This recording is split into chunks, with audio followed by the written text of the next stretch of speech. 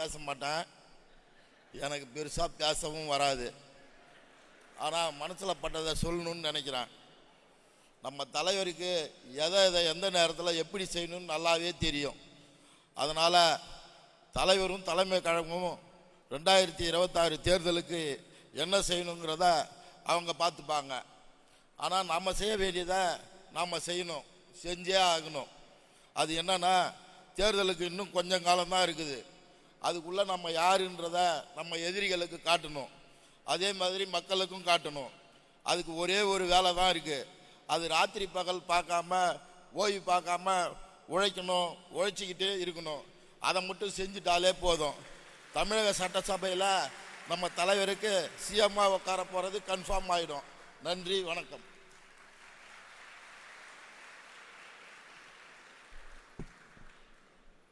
நன்றி அண்ணா, நீங்கள் சொன்னதை நாங்கள் நினைவிலும் நெஞ்சிலும் நிறுத்துவோம். அடுத்து இந்த மேடையில் பேசுவதற்காக நம்முடைய மதிப்பிற்குரிய துணை பொது செயலாளர் திரு CTR நிர்மல்குமார் அவர்களை அரங்கம் நிறைந்த கரவொலியோடு அன்போடு அழைக்கிறோம்.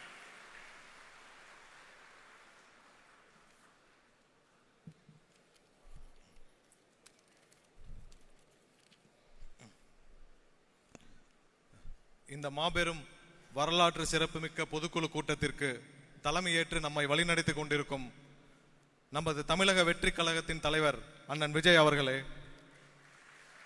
பொதுச் செயலாளர் அண்ணன் ஆனந்த் அவர்களே, பொருளாளர் அண்ணன் வெங்கட்ராமன் அவர்களே, தேர்தல் மேலாண்மை பொதுச் செயலாளர் சகோதரர் ஆதவ் அர்ஜுன் அவர்களே, தலைமை நிலைய செயலாளர் அண்ணன் ராஜசேகர் அவர்களே, கொள்கை பரப்பு துணை செயலாளர் சகோதரி தகிரா அவர்களே, உறுப்பினர் சேர்க்கை பிரிவு செயலாளர் சகோதரி விஜயலட்சுமி அவர்களே, மற்றும் இங்கே வருகை புரிந்திருக்கும் அனைத்து மாவட்ட செயலாளர்கள் மற்றும் பொதுக்குழு உறுப்பினர்களுக்கு என்னுடைய வணக்கத்தை தெரிவித்துக் கொள்கிறேன்.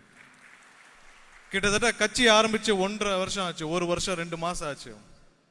2 மாசத்துல தமிழகம் முழுவதும் ஒரு புது உணர்வு, கிட்டத்தட்ட எல்லா இடத்துலையும் அது உணர முடிகிறது. என்னன்னு பாத்தீங்கன்னா, பொதுமக்கள் கிட்டத்தட்ட 40-50 ஆண்டுகளாக 2 தலைமுறைன்னு சொல்லலாம், அரசியலை விட்டே ஒதுங்கி வெறுத்து ஒதுங்கி இருந்த பொதுமக்கள், பெண்கள், இளைஞர்கள் இன்னைக்கு இந்த 1 வருஷமாக ஒவ்வொரு அரசியல் நிகழ்வையும் உற்று நோக்கி கவனிச்சு ஆரம்பிச்சிருக்காங்க. எல்லாரும் அதை உணர்ந்திருப்போம். உங்க எல்லாத்தையும் கேட்டிருப்பாங்க, கட்சி ஆரம்பிச்ச முதல் நாள் முதல் ஒவ்வொரு நிகழ்ச்சியும், தமிழக வெற்றி கழகத்தின் ஒவ்வொரு நிகழ்ச்சியையும் பொதுமக்கள் உற்று நோக்கி கவனிச்சு உங்க எல்லாத்தையும் கேட்டுட்டே இருப்பாங்க. என்ன மீட்டிங் போனீங்களா, வந்தீங்களா, எப்போ அடுத்த மீட்டிங்கு கேட்டுட்டே இருப்பாங்க. இது ஒண்ணுமில்லை, கிட்டத்தட்ட மக்கள் 40 ஆண்டுகளாக 50 ஆண்டுகளாக அரசியலும் அரசியல்வாதிகளையும் பார்த்து வெறுத்த மக்கள் ஒரு மாற்றத்தை விரும்ப ஆரம்பிச்சிருக்காங்க. ஒரு மாற்றம் தேவைன்னு நினைக்க ஆரம்பிச்சிருக்காங்க. ஏன்னா இந்த 40-50 ஆண்டுகளாக இப்ப இருக்கிற இந்த அரசியல் தலைவர்களும் சரி, மற்ற கட்சியினரும் சரி, ஒரு பெரிய வித்தியாசத்தை வச்சிருக்காங்க. அரசியல்வாதிகள்னா ஒரு உயரமாகவும், பொதுமக்கள்னா ஒரு கீழையாகவும், இவர்களுக்குள்ள இடைவெளி மிகப்பெரிய இடைவெளி. அதில் வெறுத்த மக்கள் தான் மாற்றமாக தமிழக வெற்றி கழகத்தை பார்க்க ஆரம்பிச்சிருக்காங்க. அதற்கு இந்த ஒவ்வொரு வருஷத்துல ஒவ்வொரு நிமிடமும் இவர்களுக்கு எவ்வளவு நம்ம மாற்றாக இருப்பேன்னு சொல்லிட்டு நம்மளுடைய தலைவர் அவர்கள் ஒவ்வொரு நிகழ்விலும், ஒவ்வொரு செயலிலும், ஒவ்வொரு அறிக்கையிலும் ப்ரூவ் பண்ணிட்டு வர்றார். அதுல ஒரு சின்ன நிகழ்வு, என்னை பாதித்த ஒரு நிகழ்வை பத்தி சொல்றேன். இன்னைக்கும் அந்த தீர்மானத்தை நிறைவேற்றிருக்கோம். பரந்தூர் தீர்மானம், பரந்தூர் விமான நிலையம் பற்றிய தீர்மானம். நிறைய பேருக்கு வெளியில் இருக்கவங்களுக்கு தெரியாது அந்த பரந்தூர் தீர்மானத்தோடைய பத்தி. ஏன்னா அது ஒரு விமான நிலையம், அங்க ஒரு விமான நிலையம் வரப்போகுது, அங்க இருக்கிற மக்களை வேற இடத்துக்கு மாற்ற போறார்கள், அது ஒரு போராட்டம் இப்படின்னு தான். ஏன்னா வெளியில் இருக்கவங்களே அதை பத்தி புரிதல் கம்மியாக இருக்கலாம். இதுக்கு அந்த போராட்டக்குள்ளோடு கிட்டத்தட்ட 2 வருடமாக நாங்கள்லாம் ஒருங்கிணைஞ்சு அந்த மக்களுக்கு ஏதாவது நல்ல விஷயம் செய்ய முடியுமா அப்படின்னு பல முயற்சிகள் எடுத்தோம். எல்லாம் செவுத்தில் அடிச்ச பந்து மாதிரி திரும்ப வந்துச்சு.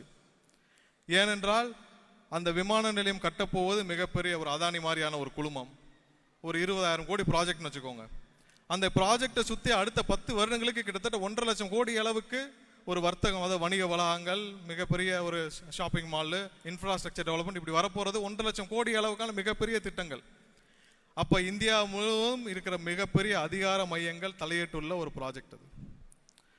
அதில் நாங்கள் நிறைய முயற்சி செய்தோம், ஏதாவது அந்த மக்களுக்கு ஒரு விடிவு காலம் கிடைக்குமான்னு சொல்லிட்டு. ஏனால் கிட்டத்தட்ட 10,000 பொதுமக்கள், ஏழை எளிய மக்கள் அங்கிருந்து வேரோடு நகர்த்த போறாங்க. அது ஒரு மிகப்பெரிய வழி. என்னன்னா, அந்த இடத்தை பத்தி நம்ம சொல்லணும்னா, அதுல நிறைய நீர்நிலைகள் மாற்றப்படுகிறது, இயற்கை பேரழிவுகள் நிறைய இருக்கு, நிறைய நீர் வழித்தடங்கள் அழிக்கப்பட போகிறது, பெரும்பாலானது விளைநிலங்கள்.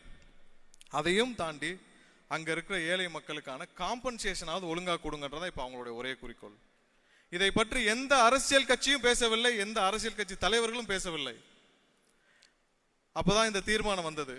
இந்த தீர்மானம் வந்து அந்த மக்களோட 1000 நாட்கள் போராட்டத்திற்கு மிகப்பெரிய ஒரு வெளிச்சம் இந்த தீர்மானம். அந்த தீர்மானம், அதாவது நம்மளுடைய முதல் மாநாடு விக்கிரவாண்டி மாநாட்டில் வந்த தீர்மானத்தை பற்றி நான் சொல்றேன். அதற்கு அடுத்து ஒரு மிகப்பெரிய ஒரு இன்ப அதிர்ச்சி அந்த பரந்தூர் மக்களுக்கு. தன்னுடைய முதல் அரசியல் பயணத்தை பரந்தூர்லேருந்து துவங்குவேன்னு அறிவிச்சார் நம்மளுடைய தலைவர் அவர்கள். சாதாரண விஷயம் இல்ல. முதல் தீர்மானம் நிறைவேற்றப்பட்ட பொழுதே எவ்வளவு பெரிய அழுத்தங்கள் வந்திருக்கும்னு புரிய முடியும்.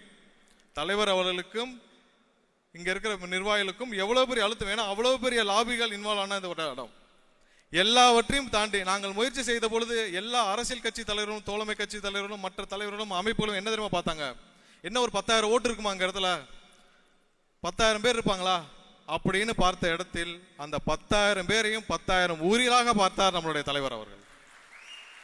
இதுதான் ஒரு தலைவனுக்கான வித்தியாசம். எல்லாரும் 10,000 ஓட்டா பார்த்தாங்க, 10,000 உயிராக பார்த்து அவர்களுக்காக களத்தில் வந்து நின்றார் நம்மளுடைய தலைவர் அவர்கள். இந்த தலைமையை தான் இன்னைக்கு தமிழக மக்கள் தேடிக்கிட்டு இருக்கு. நமக்காக உண்மையாக உழைக்கும் ஒரு தலைவன் தேவை, உண்மையாக உழைக்க ஒரு கட்சி தேவை. எல்லாம் சும்மா ஒரு படம் தான் இன்னைக்கு இருக்கிற அரசியல் கட்சிகள் எல்லாம். எதிர்கட்சியா இருக்கிற வரைக்கும் பலூனு, கருப்பு பலூனு, கருப்பு கொடை. ஆளுங்கட்சி ஆன பிறகு வெள்ளை கொடை, பட்டு வேட்டி சட்டையோட பிரதமரை வரவேற்க வரிசையில் நிற்பார் முதல்வர். ஏன் எதிர்கட்சியா இருக்கப்ப நீங்க விட்ட கருப்பு பலூன்ல அட்லீஸ்ட் வர்றப்ப உங்க எதிர்ப்பையாவது நேரடியாக காட்டலாமே. ஒரு நிமிடம் கூட பிரதமருக்கு மனம் நோகாமல் செயல்படணும்னு சொல்லி ஒவ்வொரு நொடியும் செயல்பட்டு விட்டு மேடையில் இருக்கிற வரைக்கும், வெளியில் இருக்கிற வரைக்கும் ஒன்றியம்னு கூப்பிடுவாங்க. பிரதமரை மேடையில் வச்சுட்டு ஒரு முறை கூட ஒன்றிய அரசுன்னு சொல்லல, இந்திய அரசுன்னு மாத்திருவாரு முதல்வர் ஸ்டாலின் அவர்கள். அப்படி ஒரு பயம் நேர்ல. வெளியேறின பிறகு அப்படியே மாற்றுறது. இந்த மாதிரியான ஒரு காம்ப்ரமைஸ்டு பாலிடிக்ஸையும் காம்ப்ரமைஸ்டு பொலிட்டீஷியன்ஸையும் பார்த்த மக்கள் ஒரு மாற்றத்தை, வித்தியாசத்தை தேட ஆரம்பிச்சதான் இந்த தேடலுடைய விளைவு. கடந்த ஒரு வருடமாக நம்ம எல்லாரையும் கேட்டுட்டு இருப்பாங்க அடுத்தடுத்த நிகழ்வை பத்தி, நம்ம இந்த நிகழ்ச்சியை பத்தி எல்லாத்தையும் பார்க்கக்கூடிய காரணம் மக்களுக்கு மிகப்பெரிய நம்பிக்கையை விதைத்திருக்கிறார் நம்மளுடைய தலைவர் அவர்கள். இந்த கிட்டத்தட்ட இந்த 4 வருஷம் முடிஞ்சிருச்சு திமுக ஆட்சிக்கு வந்து.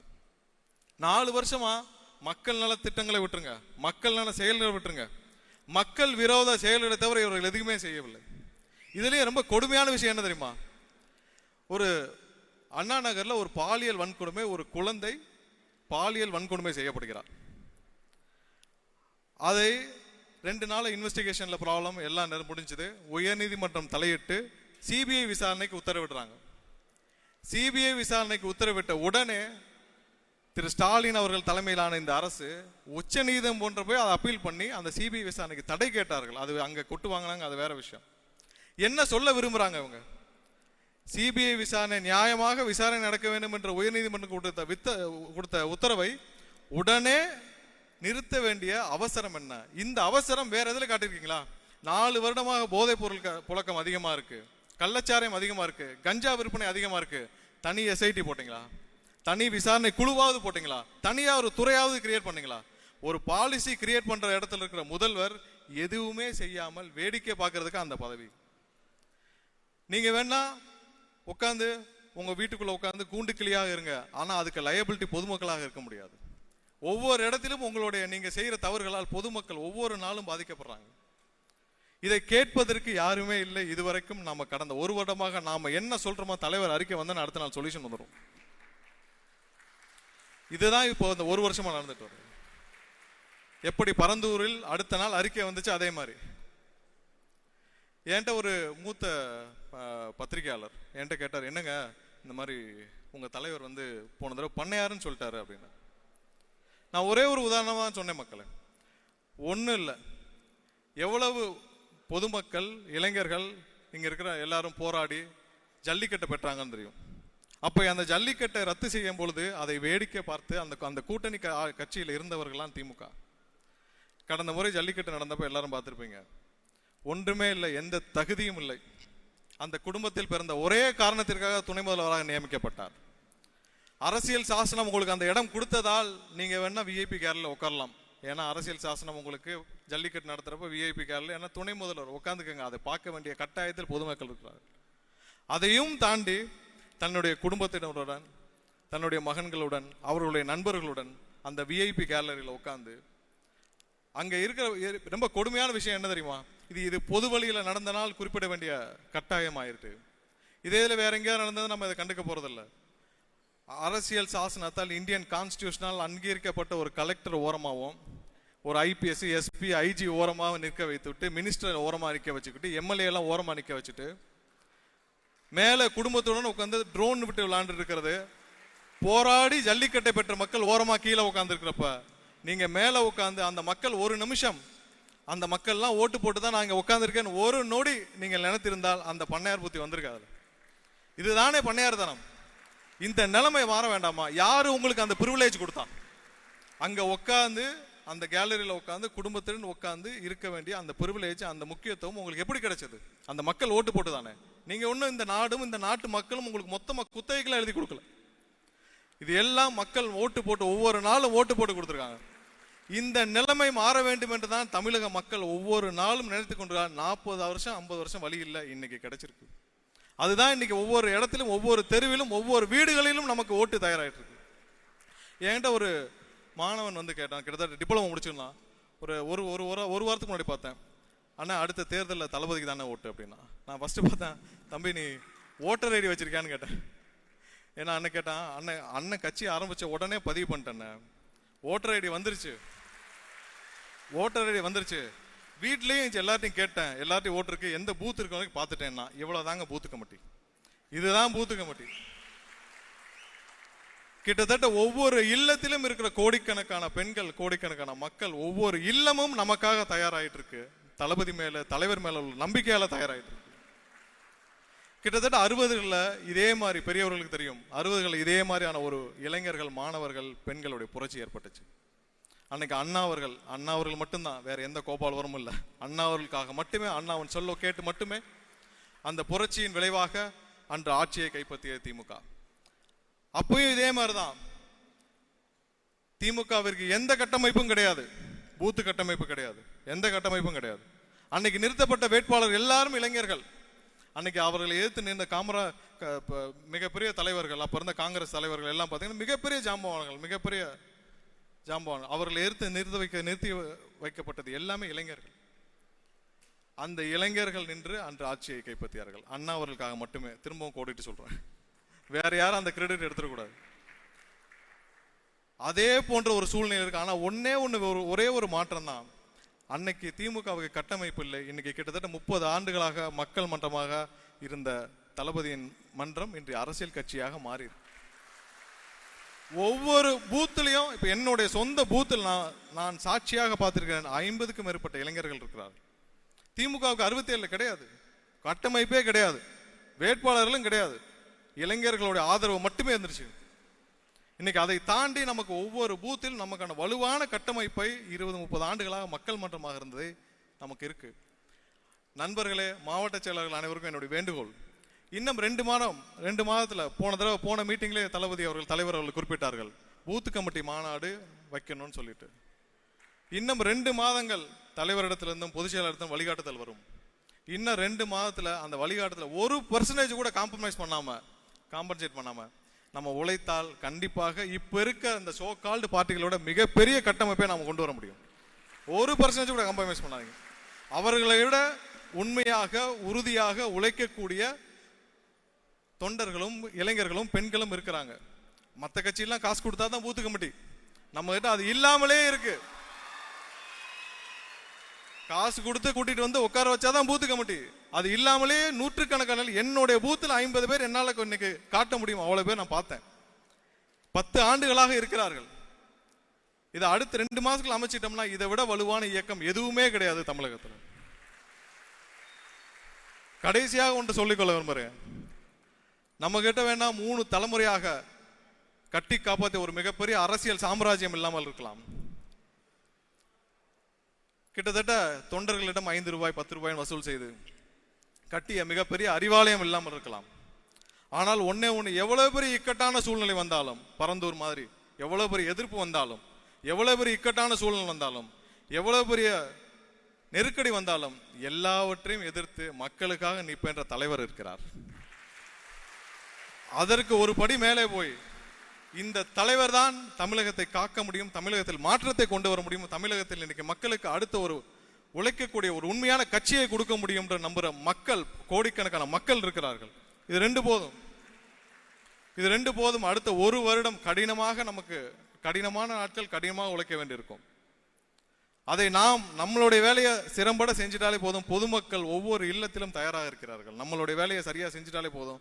அடுத்த வருடம் இதே நேரத்தில், கிட்டத்தட்ட இதே சூழ்நிலையில மாண்புமிகு தமிழக முதல்வராக நமது தளபதி அவர்கள், திரும்ப சொல்வா, மாண்புமிகு தமிழக முதல்வராக தளபதி விஜய் அவர்கள் பொறுப்பேற்கும் வரை, உலகெங்கும் இது ஒழிக்கும் வரை இடைவிடாது உழைப்போம்.